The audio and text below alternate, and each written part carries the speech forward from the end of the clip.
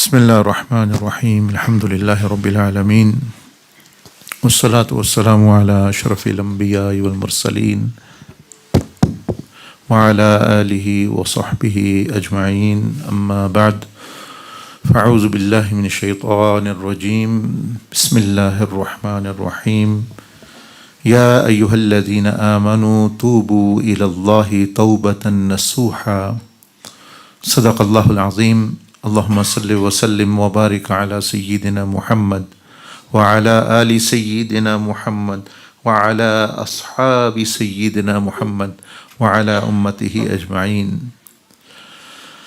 Alhamdulillah, you have heard the message from our honorable guest from Gujarat who leads one of the college and madrasa in Pakistan, in the city of Gujarat, where students learn both religious and other sciences. His message and the message of the nasheed which you have heard is same. Alhamdulillah, this nasheed, it is your first people who have heard because it has not been launched yet. It's been read and is still being actually prepared by our brother Ahmad Dabbagh, and some of the ideas and the poetry I have given as well in that. In that nasheed, what you have heard is a different kind of nasheed. Normally, what you hear is that in every nasheed, almost we are asking Rasulullah sallallahu alaihi wasallam to do something for us. Oh, we are oppressed, we are in need, kuffar are doing this. Ya Rasulullah, what shall we do? Please help us. Normally, it is that we are complaining and asking Rasulullah sallallahu alaihi wasallam for guidance and help and assistance and istighasa. But in this one also the response is given, that what is the prophetic response for that? Because one-way traffic. Because as though we ourselves do not want to change, we don't want to listen, but we are asking him to actually do something. So this is, nasheed is from, on that pattern of which Allama Iqbal have written, shikwa and jawab-e-shikwa, complain and the answering of the complaint. Complaint meaning actually that shikwa, that we are asking Allah subhanahu wa ta'ala, Ya Allah, look what we are happening to us. The ummah, look at the Masjid al-Aqsa, look at here and there. And then he answers that really we are to blame, not Allah subhanahu wa ta'ala. Similar is the case with the Rasulullah sallallahu alaihi wasallam, that in the first part of the nasheed, the poet actually has mentioned, Ya Rasulullah, we are, your ummah is calling you for, your ummah wants help, we are oppressed, look here, we are living in destitution, we are living in poverty, we are living under the domination of kuffar and this and that. But then in the second part, as you have heard, the response is given, Rasulullah sallallahu alaihi wasallam, as though this is like just the poet's actually takhayyul and imagination. It's as though the Prophet al-Islam is saying that to uplift you, I have given my life, whole of life. My blood, drops of blood, my sweat, so much so that my children and my sons and daughters suffered, were slaughtered, and I all my life have not rested, day and night had been working and given you everything, even my life. There is nothing left now which you need to uplift yourself.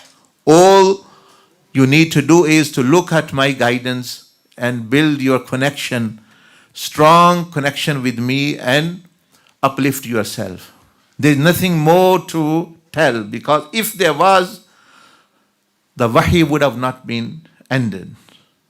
So when the wahi, meaning the message of Allah, has ended, or when it was said, Al-yawma akmaltu lakum deenakum, this is a day when all the guidance of Allah has been completed. This means there is nothing else we need or has been given. So it's no use now complaining and suffering and not actually adopting the way of the Prophet ﷺ. We are to blame. What can they do as such? Because if that was the case, why we were created as human being? If all things Allah have to do and Rasulullah ﷺ have to do, like the same scenario when Musa alayhi salam's qawm, ummah, when they were asked by Allah, same which we say Masjid al-Aqsa is occupied by the Jews, same was the case at that time. So Musa alayhi salam said, Ya qawm idkhulul ard al-muqaddasata allati kataballahu lakum. O my nation, enter and do some effort, just enter the land of Quds and of this Jerusalem and Masjid al-Aqsa, and your victory is there for you. Now they were of the same mentality as we are, some of us are, that they said, Fadhhab anta wa rabbuk faqatila. That you, O Musa, our prophet, our Rasul, and Allah, why can't they do this for us? They do it, they do the fighting or whatever. We will sit, and when everything is fine, we will just enter. This is the mentality of people now as well. I don't want to leave drugs. I don't want to leave pornography. I don't want to leave jealousy. I don't want to leave laziness. I don't want to leave arrogance. But the status I want is of the pious and the righteous, and which the pious and the Sahaba Ikram and actually had. This is not possible like this. If this was the case, Allah says, then it's the whole point of sending you, meaning human beings, is that they use their own freedom of will to change and then follow. And not just saying to Ya Allah, I will only do when you are also serious. Only with dua, without effort, normally the result does not come. If Allah wants, He can do, but normally it doesn't. Let me give you two examples. Almost 70 years ago, all the Ummah, including in Kaaba, in Medina Sharif, in every mosque, everywhere, people are praying for the independence of Masjid al-Aqsa. हो गई है दुआओं से. सिर्फ दुआ से ही होना होता तो 70 और दूसरी चलो छोड़े बातें, 70 साल हो गए हैं दुआएं लोग कर रहे हैं मक्का मदीना और सारे इस मतलब में भी, इधर भी हज पे भी होती है, इधर भी दुआएं मस्जिद अक्सा को आज़ादी में जो नमाज पढ़ते हैं, तो हो गई मस्जिद अक्सा आज़ाद. दुआ से नहीं ये काम होता. वो हम कर रहे हैं मूसा अलैहिस्सलाम वाली कौम वाला सिलसिला कि या अल्लाह तू ही कर दे, हम इधर ही हैं, हम सिर्फ जो है ज़ियारत कर सकते हैं. So what's required is the global effort. When Sultan Salahuddin Ayyubi, he did the effort, or the Ottoman empires in their own time, it was liberated. And when now we are more in technology, in number, it's still there, 70 years actually there. Similar, the other scenario is of Kashmir. People are oppressed. There are 57 Islamic countries. And all the Ummah is doing dua every year, every day almost. Ya Allah, liberate Kashmir. There is a lot of zone. हो गया आज़ादी. दुआ से होना होता सिर्फ यही हो जाता. Dua with effort. Dua with actually action. Yes, 57 countries take action. It will be liberated. How? Like Afghanistan is liberated. Some people took action and it is there. All the world was against them. Superpowers were against them. Whatever happened, happened, but still they are liberated now, they are independent. But there, so what I'm trying to communicate to you is that from Rasulullah sallallahu alaihi wasallam, he raised his blessed finger in standing by the Kaaba Sharif. In the last khutbah, he said, Ya Allah, whatever you conveyed to me to deliver to the Ummah, I have delivered. Have I not, O my companions? They said, yes. And he said, Ya Allah, you bear witness to this testimony. Not one word, one letter I kept back. But something even was against me or coming of my family or anything, whatever revelation was there, I actually gave that revelation. No matter what Allah subhanahu wa ta'ala revealed. So this means that whatever, alhamdulillah, guidance is already there. All we need to do individually and collectively just to follow, and a person will see victory. A person will see success and peace and things. So the topic, as it's been advertised, is the prophetic way of Tawbah. Like Professor Mazhar Saab mentioned, that if you want to ask forgiveness, come to Rasulullah Sallallahu Alaihi Wasallam. Now here is what Rasulullah Sallallahu Alaihi Wasallam is saying about Tawbah. So we have come to, Ya Rasulullah, we want to do Tawbah. What shall we do?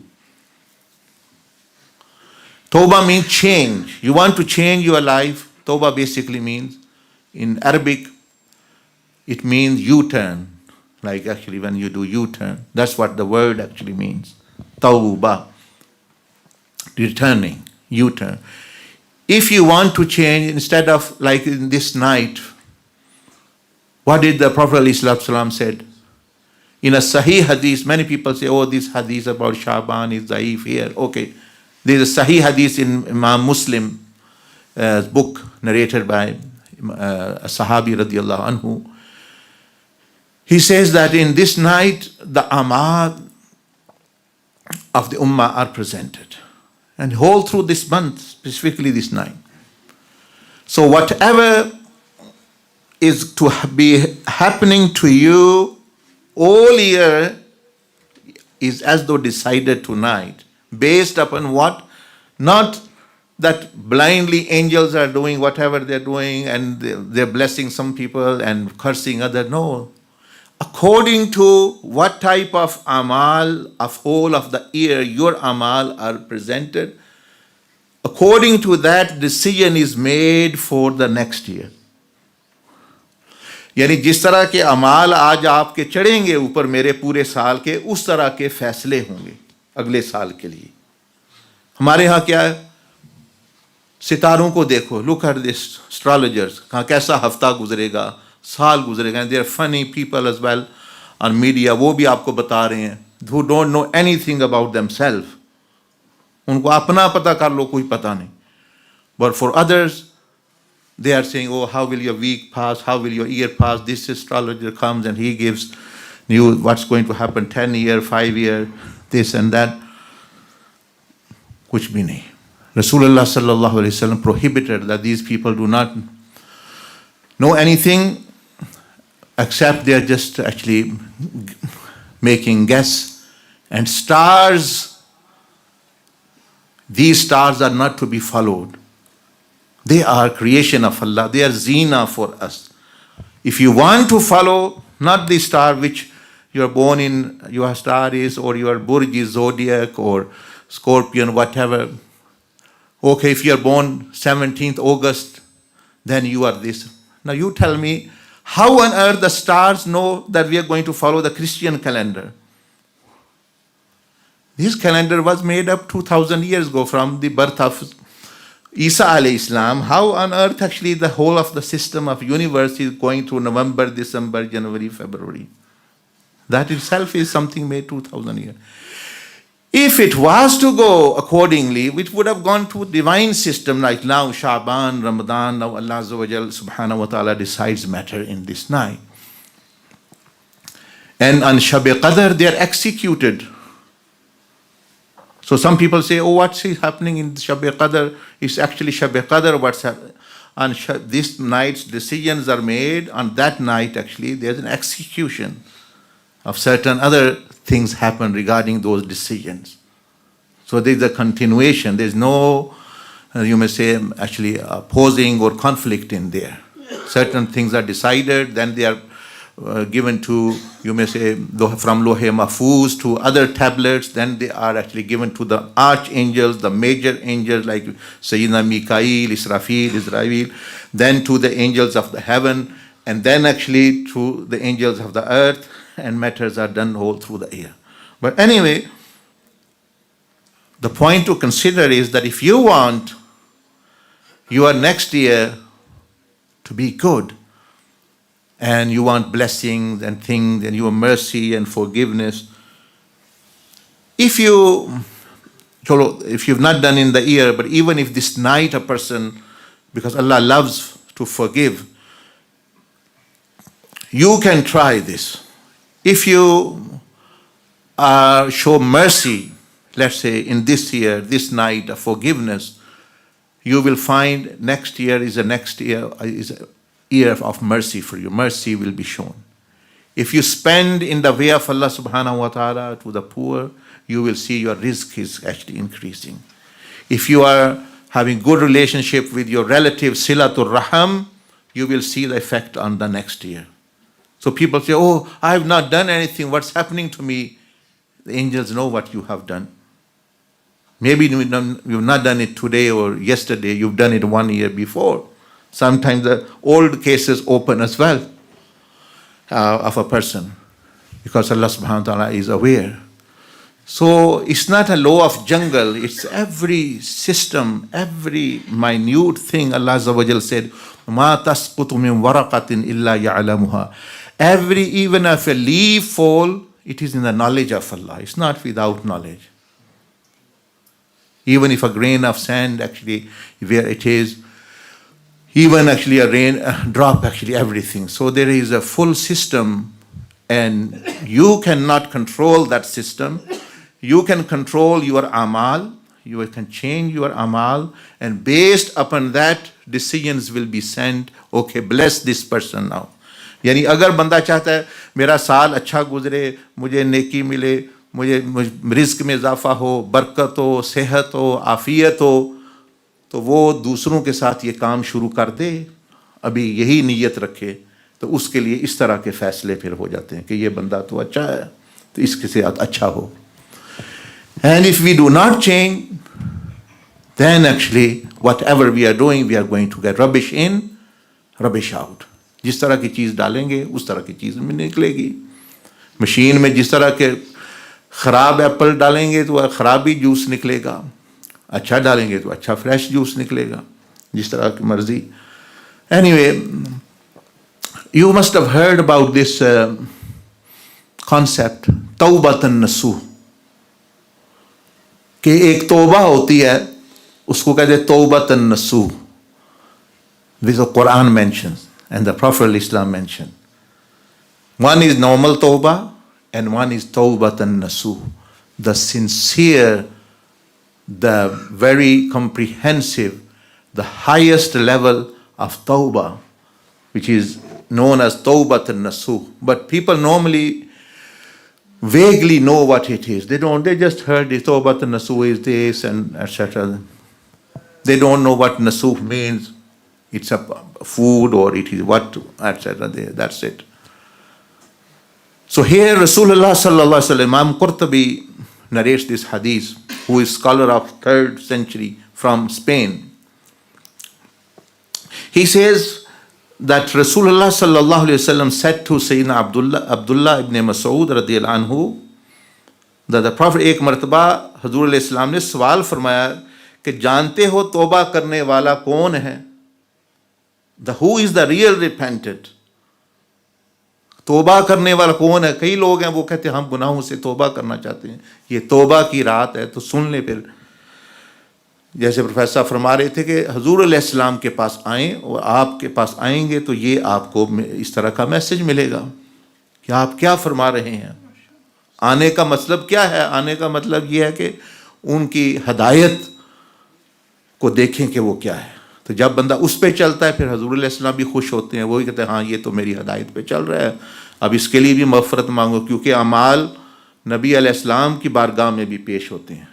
तो फिर वो बंदे के लिए भी तो इस्तग़फ़ार करते हैं कि ये तो सही तरीके से तौबा कर रहा है. हजरत अब्दुल्ला इब्न मसूद रदी अल्लाह सहाबा ने कहा, अल्लाह और उसका रसूल ही बेहतर जानते हैं। वो तो सहाबा थे ना, इसलिए उनकी शान बड़ी बुलंद है। शुक्र है हम लोग नहीं थे, हम इधारे, हाँ मुझे पता है तौबा क्या है। ऐसा लोगों का दिमाग जो है पता नहीं कहाँ पहुंचा हुआ है। जो बात शुरू करो वो अपना ओपिनियन देना शुरू कर देंगे। जो बात शुरू करो सियासत की हो, हिकमत की हो। मैं पिछले दिनों बीमार हो गया, मुझे किसको एक डॉक्टरों ने नुस्खे नहीं बताए जितना लोगों ने बताए हों।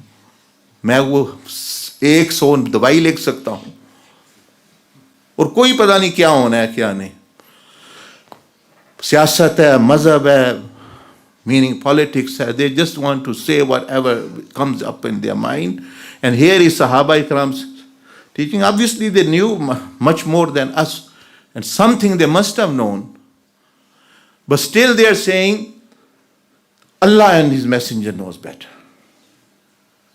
Allah and His Messenger. This is the etiquette. That if you don't fully know, it's better to say, I don't know. This is also some scholars, just a brief story from Spain, where Europe, like today, traveling from Spain all the way went to Madinatul Munawwara to ask some questions, because one of the greatest scholar of time was living there, Imam Malik bin Anas, Rahmatullah alayhi, one of the fourth Imams. From where did they travel? From UK. Imagine, from UK, France. Just imagine this. In those times, on horses and on foot. And they went and they asked 30 questions from Imam Malik of religious fatwa. And in the books it's mentioned that he answered only a small part of them, let's say 1/3, 10, and about 20 he said, I don't know. From 20, in answering 20 he said, and he is one of the great Imams, the great student of great Tabi'een, the contemporary of Imam Abu Hanifa, is the Imam of Medina at that time, scholar, Faqih, one of the person who written the first book of hadith, even before Imam Bukhari, Imam Muslim, these books of hadith, before that. So these scholars who went from Andalus, Spain, and they said, we come from so far, what will we tell people when we go back? They have given us these 30 questions and you've only answered 10 and said, he said, what? They said, what shall we tell when we get back to the people there? He said, say to them that we asked Imam Malik and he said, I don't know.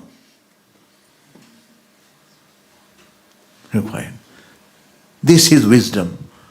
This is knowledge. As well, like Sayyidina Ali Karramallahu Wajhul Kareem said, half of the knowledge is saying, I don't know. Because now that person will learn when he realizes, because this is knowledge as well, that you realize you don't know. And if you don't know, you don't know.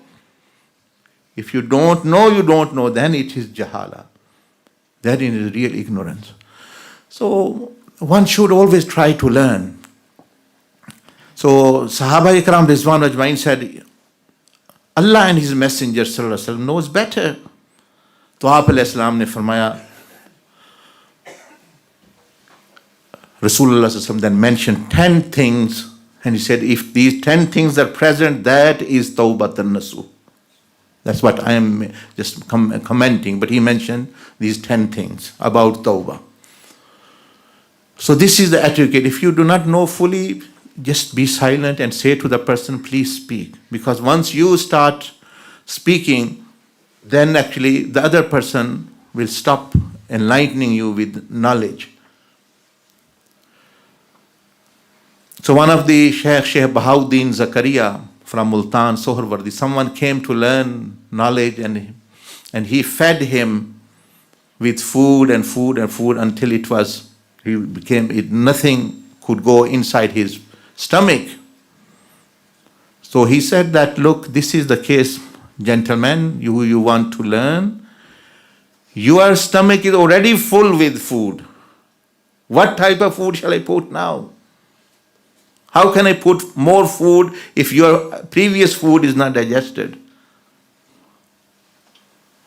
This is the example of us. We've got undigested knowledge here, taken from Facebook, taken from artificial intelligence, taken from Google here, all not processed. And then we said, oh, we want to learn knowledge. You won't learn anything. You already got a sick, not stomach, but sick heart because of that. And that's not going to give you much guidance because it's not purified as such. Anyway, coming to Rasulullah sallallahu alaihi wasallam, Prophet Islam, first thing he mentioned, he said, जब किसी शख्स ने तौबा की और उसके मुखालिफ उससे राजी ना हुए तो वो शख्स तौबा करने वाला नहीं है। यानी जिनके हकूक उसने ज़ाया किए हैं, जिनके साथ ज़्यादती की है, जब तक उसके मुखालिफ उससे उनको राज़ी करने की कोशिश नहीं करेगा और जब तक वो उनके हकूक अदा नहीं करेगा, उनसे माफ़ी नहीं मांगेगा, तब तक उसकी तौबा कबूल नहीं है, ना ही वो तौबा करने वाला है। तो सहाबा इकराम ने पूछा कि या रसूलल्लाह, अगर वो उसको माफ़ ना करे तो फरमाया कि उसके पाँव पकड़ लो।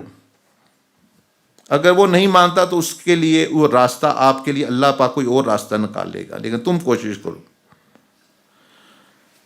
So one of the first things which Rasulullah sallallahu alaihi wasallam mentioned, the person who is real repentant, if he has violated rights of parents, family, people, he has to actually pay that back, or he have to actually also please them in some, or try at least to please them.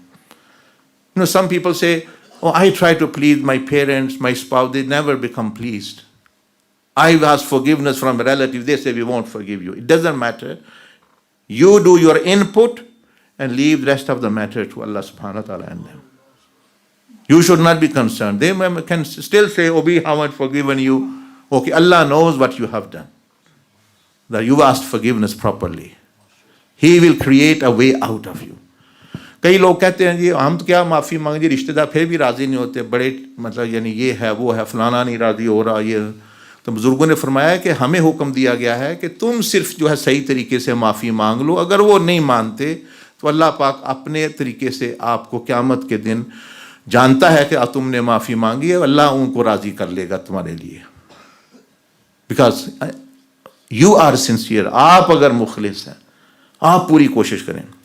Second thing, दूसरी चीज़ नबी अलैहि सल्लम फरमाई, वो शख्स भी तौबा करने वाला नहीं है जिसने अपनी मजलिस ना बदली, अपना उठना बैठना ना बदला। यानी second thing, if you want to be have done तौबा फ्रॉम सिन्स व्हाटएवर, जिसने अपनी सोहबत ना बदली, अगर उसकी बुरी मजलिस बुरी है, सोहबत बुरी है, उसके साथ बुरे साथी हैं, जहाँ उसका उठना बैठना बुरे लोगों के साथ है, तो वो तौबा कैसे करेगा? जब तक वो अपनी मजलिस नहीं बदलेगा उसकी तौबा नहीं होगी, वो तब्दीली नहीं आएगी। अपने आप को बदलना लाजमी है, जैसे बुजुर्ग फरमाते हैं अच्छे काम से अच्छी मजलिस अच्छी है और बुरे काम से बुरी मजलिस। So second thing the prophet Islam indicated that person is not a repentant. तौबा नसूह करनी है, you have to change the company, either change them to goodness as well, or change yourself. If you want to leave drugs, you have to leave the druggies. If you want to leave, meaning actually alcohol, you have to leave that. If you want to leave gambling, you have to. If you want to leave zina, you have to leave, stop being with those people or those places, in those places which actually always actually like give you and motivate you to do those things again. ये है तौबा, हम ये करते नहीं है ना, तो इसलिए कहते हैं जी वो क्या करें जी, कल की थी आज फिर टूट गई। अब टूट तो सकती है, लेकिन जब खुद ही बंदे ने तोड़ दी, तरीका ही वो इख्तियार वो कर रहा है, सही नहीं बना रहा। एक मिस्त्री साहब थे तो वो खुद ही दीवार सही नहीं बनाते थे, मतलब ख़राब मटेरियल लगाया सारा कुछ, जहाँ वो बन जाती तो कहते मुझे लगता है इसने गिर पड़ना है। तो जब 2-4 दिन मैंने कहा नहीं था गिर पड़े, यानी पहले ही पता है भाई उसके अंदर क्या लगाया हुआ है, तो यही तौबा का हाल है, पहले ही पता है कमज़ोर तौबा, ना उसमें कोई इखलास ना सही, तो उसने टूटना ही है। तो मशाइख, some of the awliya sulaha, they said that not leaving bad company and wanting to leave sin is like actually that you are in a gutter, lying down in a gutter, big gutter filled with filth, and then putting perfume on. That will not show its effect. यानी गंद में रूढ़ी पर पड़ा होना, ऊपर खुशबू लगाना, ये मिसाल है बुरी सोहबत में रहते हुए वो नहीं रहने देंगे। वो आप देखते नहीं, वो जो वाक़या नबी अलैहिस्सलाम ने तौबा का बयान किया जिसने 100 बंदे कत्ल किए, आपने क्या उसमें बयान की? एक ही चीज़ उसमें बहुत बड़ी थी कि अब यहाँ से बस्ती छोड़ के ये जो बुरे लोगों में तुम रह रहे हो, कातिल बन गए हो रह रह के, नेकोकारों की बस्ती में चले जाओ। ये शर्त लगा दी उसमें, मजलिस बदलो तो तौबा कबूल हो जाएगी। उसने पल्ले बांध ली बात। He said, okay, I will do.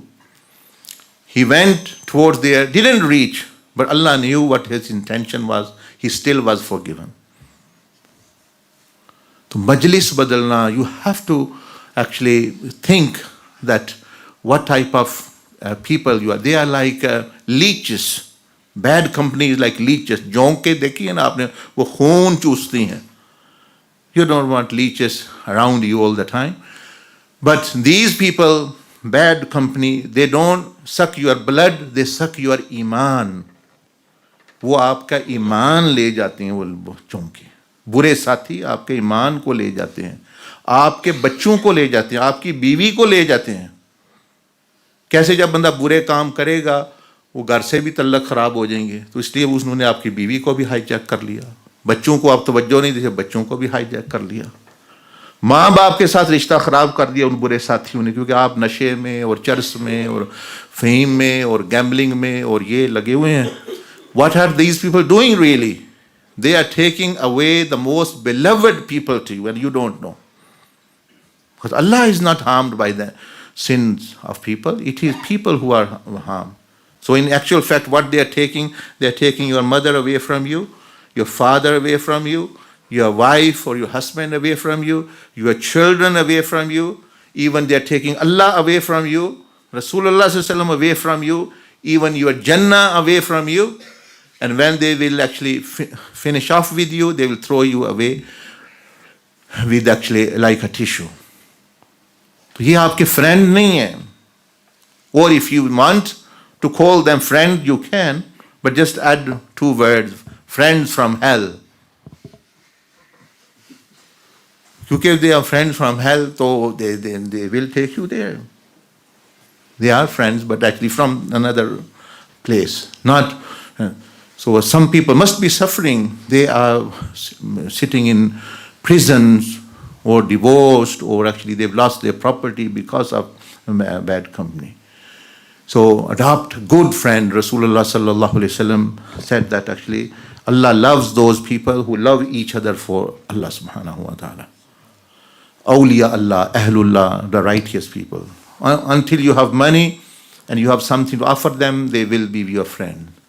Otherwise, they don't want to know. So Rasulullah alayhi salatu wasallam advised, if you want to change and do tawbah, and tawbah an-nasuh meaning, then change your company. If you don't like something, if something has broken, your phone you change, or if even your shoes are actually damaging or actually making you uncomfortable or harming you, giving you blisters in your feet, or even something you're wearing is giving you inconvenience, you change those things. Why not these people that who actually are taking away everything from you? Third thing which the Prophet Islam mentioned, तीसरी चीज़ आपने बयान की, वो भी तौबा करने वाला नहीं असल में, जो अपना लिबास ना बदले। ये लिबास का मतलब है रहन सहन, जब तक कि अपना रहन सहन नहीं बदलेगा फिर वापस वहीं चला जाएगा, क्योंकि जाहिर है जो वो यानी ज़ाहिर बातिन पर असर अंदाज होगा। जब तक इंसान अपनी ज़िंदगी का तौर तरीका ना बदले वो भी तौबा करना हकीकत में नहीं कर सकता। तो third thing the Prophet Islam said, that person should change his way of living, his style of living.